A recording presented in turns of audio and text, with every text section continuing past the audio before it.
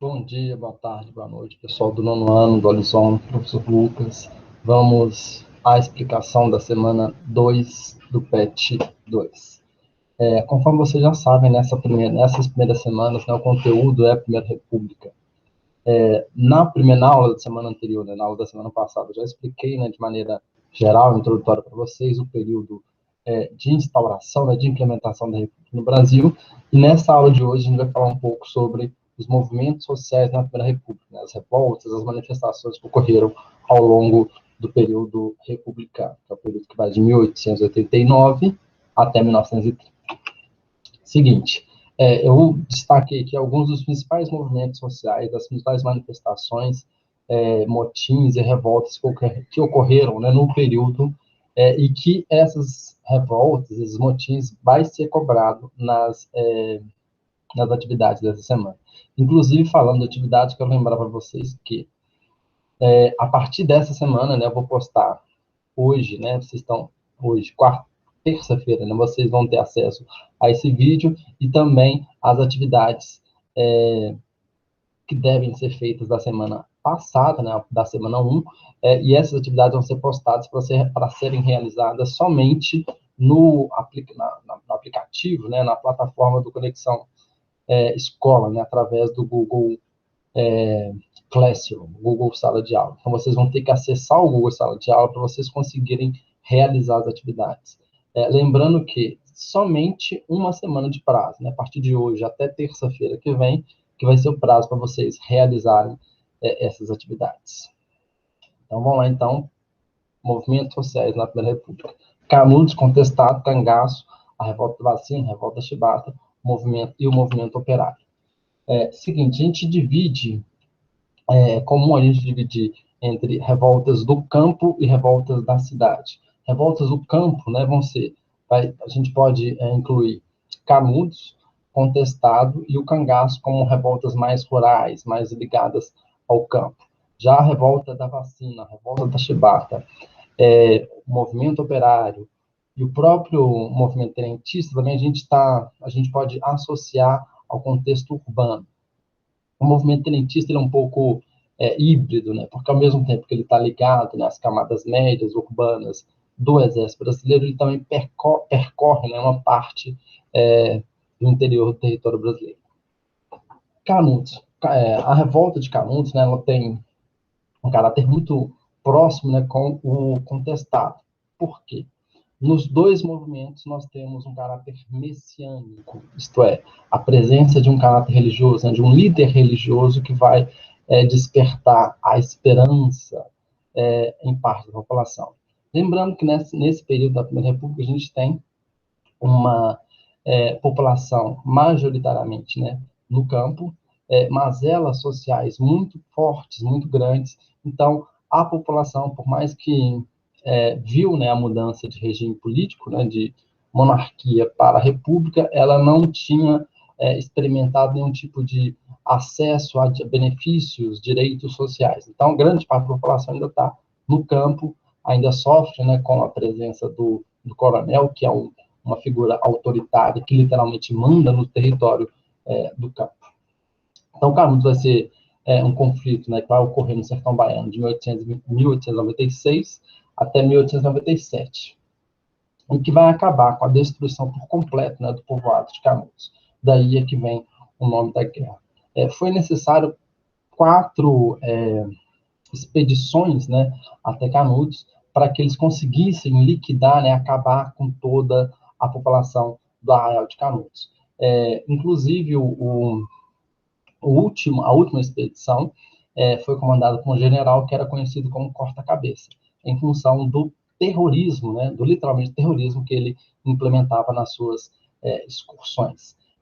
O principal líder desse conflito, né, vai ser o Antônio Conselheiro, que era um padre, mas que ele deixa de ser padre e começa a percorrer o interior do Nordeste, chamando a população, convocando a população a formar um outro tipo de sociedade. Inclusive, parte da população achava que ele era comunista, que ele era antirrepublicano, daí é que a Primeira República, né, o Estado republicano, que tinha acabado de se formar, fez questão de implementar de maneira bem cruel todo o seu autoritarismo para acabar, literalmente, com essa possibilidade de existência de uma outra forma de organização societária, né, no interior do território brasileiro.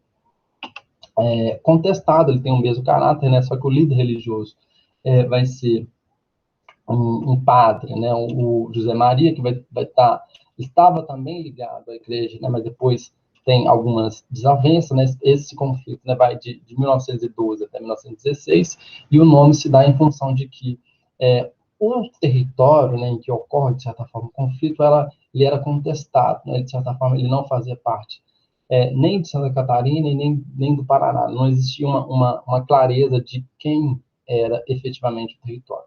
O fato é que o Brasil, né, queria construir uma ferrovia para ligar o Sudeste ao Sul do Brasil, e quem ganha, né, ao que seria hoje, né, a concessão, né, para fazer essa ferrovia é uma empresa norte-americana, a Brazil Railway Company.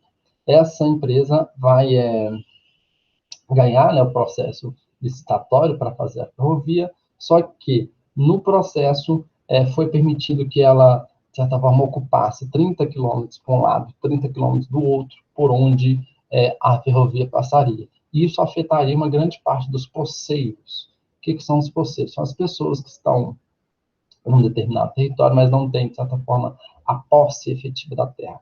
A grande maioria dessas pessoas eram pessoas pobres, que já estavam ali nessa terra, nessa propriedade há muito tempo. Entretanto, em função dessa ferrovia, eles vão perder o seu território, daí eles começam a se organizar, o conflito ocorre novamente, o Estado republicano brasileiro, né, que tinha acabado de se formar, e tem que mostrar a sua força. Ele manda inúmeras forças, né, para acabar, para resolver a situação no território. Cerca de 30 mil pessoas são mortas nesse conflito. Agora a gente vai falar do cangaço, né, que é um movimento que vai ser caracterizado, né, pelo banditismo social. O que é isso? Quando uma grande parte da população está na miséria, está passando fome, começa, de certa forma, a praticar crimes, alguns pequenos crimes, pequenos delitos para sobreviver, tem um historiador que chama Eric Hobsbawm, que ele define isso como banditismo social, que é, de certa forma, a maneira como a população encontra para garantir a sua sobrevivência, né, garantir a sua alimentação. Então, o cangaço ele é marcado, né, caracterizado, né, pelo banditismo social, que vai durar, né, no final do século XIX e início do século XX. Esse movimento ele é marcado por estar presente principalmente no Nordeste brasileiro, onde a figura do cangaceiro, né, é caracterizado como um sertanejo, aquele homem do campo, aquele homem rural que vai transitar, ele é um seminômade, né, ele não tem uma moradia fixa, ele vai transitar em bando ao longo de vários territórios. Além dele estar, né, viver em bando, a sua roupa era de couro curtido, tinha armas, facas, né, peixeira e punhais. Esse tipo de cangaceiro, de sertanejo, ele carregava consigo as suas roupas e necessitava de ser afiveladas em seu tronco. Por isso, né, que surge, né, o nome cangaço, né, que vai ser atribuído a essa forma de levar os seus pertences, né, aquilo que era dele. Um cangaceiro muito conhecido, né, na história, né, na memória da população brasileira é o Lampião, né, e a sua mulher, Maria Bonita. O cangaço, então, vai se caracterizar por um grupo de pessoas que percorrem o território do sertão nordestino, cometendo, né, pequenos delitos, em alguns casos, cometendo crimes mesmo, crimes bárbaros, mas que, em geral, eles se caracterizam como banditismo social, que era uma grande parte da população que, não tendo condições dignas de vida, acaba se apropriando, né, cometendo pequenos delitos para garantir a sua sobrevivência. Agora a gente vai falar das revoltas do campo, que é a revolta, especialmente a revolta da vacina, revolta da chibata, e o surgimento do movimento operário brasileiro. A revolta da vacina vai ser uma rebelião popular, né, que ela vai se, de certa forma, definir como anti-vacina. Eles não queriam a vacina. Só que a gente tem que entender um pouquinho melhor, né, o que foi esse movimento. Porque no contexto atual a gente está querendo vacina, né, e lá no início do século XX, né, parece que a população não queria vacina. Não é exatamente assim. A população não é aquela que não queria vacina, mas é que existia um caráter de higienização da cidade do Rio de Janeiro. Né? Nós tínhamos um problema de varíola no Rio de Janeiro em função de não ter condições sanitárias adequadas para a população.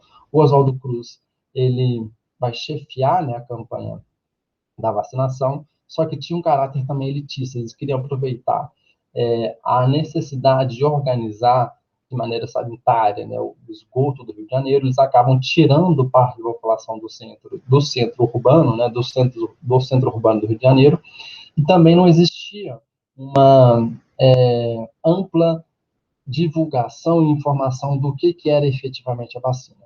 Hoje nós já sabemos, né, quanto que a vacina é importante, inclusive a gente está esperando ansiosamente a vacina do Covid, mas naquele momento, no início do século XX, não existiam tantas informações, nem existiam as campanhas de informação e publicização da vacina. O fato é que a sociedade brasileira, daquele período, desconhecia efetivamente quais eram os efeitos da vacina, também a forma como o governo, né, de Rodrigues Alves implementou essa vacinação de maneira forçada, autoritária. Num dos decretos, Rodrigues Alves, inclusive, permitia, né, que o vacinador, né, a pessoa que fosse aplicar a vacina, fosse acompanhada da polícia militar. Imagina você, na sua casa, receber uma vacina que você, de certa forma, não sabe o que é efetivamente, com a presença da polícia militar. Isso te causaria espanto, né? Te causaria temor. Além disso, nós temos uma questão moral também. Ver os braços da mulher naquele contexto era uma coisa mais íntima. E a campanha de vacinação permitiria, né, que um homem vacinasse de maneira obrigatória as mulheres também. Então, isso seria, de certa forma, uma desonra para o homem naquele contexto. Permitir que outro homem fosse até a sua casa, vacinasse, visse o braço da sua esposa, seria algo moralmente, né, não aceito naquele contexto. Então, esse conjunto de situações, falta de informação por parte do governo, a questão do moralismo, a questão do elitismo, esse conjunto de fatores fez com que a população se revoltasse contra a vacinação da varíola em 1904, né, no Rio de Janeiro. Revolta da chibata, né, outra agitação, outro movimento popular urbano que ocorre na Marinha do Rio de Janeiro, em função de não aceitar os inúmeros castigos físicos, os baixos salários, as péssimas condições de trabalho que eram oferecidas pela Marinha brasileira. Nós temos um caráter racial nesse contexto, porque a grande maioria, né, dos marinheiros de baixa patente eram negros.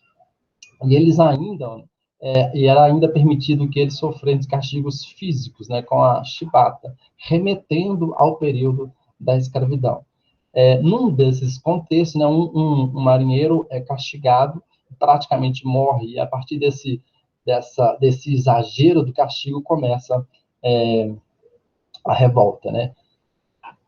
Inclusive, tem o chamado marinheiro negro, né, que lidera todo esse processo de não aceitação dos castigos físicos, dos baixos salários, das péssimas condições de trabalho na Marinha. Agora, o movimento operário. O movimento operário, né, brasileiro. O Brasil era um país, né, ainda é um país predominantemente desindustrializado. A gente não tem grandes indústrias ainda hoje, naquele período menos ainda, né? Naquele período do início do século XX, nós vivíamos predominantemente no campo. As cidades estão se consolidando, principalmente Rio de Janeiro e São Paulo, estão começando ainda o seu processo de industrialização. Na medida em que começa o processo de industrialização do Brasil, é que surge o movimento operário. O movimento anarquista vai ser aquele movimento, né, que prega que os trabalhadores tem que fazer a revolução, só que de maneira autônoma. Os trabalhadores, por eles mesmos, farão o processo revolucionário. Essa que é a ideia dos anarquistas. Mas, no início do século XX, eles não estavam exatamente com essa proposta de revolução. Eles estavam ocupando os sindicatos, estavam conscientizando os trabalhadores acerca dos direitos que eles deveriam ter. Até mesmo porque, nesse contexto, não existia nenhum tipo de consolidação das leis trabalhistas, não existiam leis que protegiam os trabalhadores. Um outro movimento, outro grupo que vai atuar junto aos trabalhadores urbanos, né, brasileiros, vai ser os comunistas. Os comunistas, o Partido Comunista Brasileiro surge em 1922, e a partir do surgimento do partido, eles começam a tentar conscientizar a população brasileira, especialmente os trabalhadores, acerca da necessidade de transformar a realidade. Começa a incutir nos trabalhadores brasileiros a necessidade de lutar por direitos. Direito a trabalhar 8 horas por dia, direito a férias, direito a descanso remunerado, enfim. Tanto os comunistas como os anarquistas exerceram um papel fundamental de conscientização da classe operária brasileira no início do século XX. Então, esses dois movimentos eles são fundamentais para a gente entender como que estava organizada o operariado brasileiro e quais eram os seus objetivos. Os dois movimentos, tanto o anarquista quanto o Partido Comunista, eles atuaram para tentar conscientizar a população brasileira, especialmente os trabalhadores urbanos, né, acerca dos seus direitos.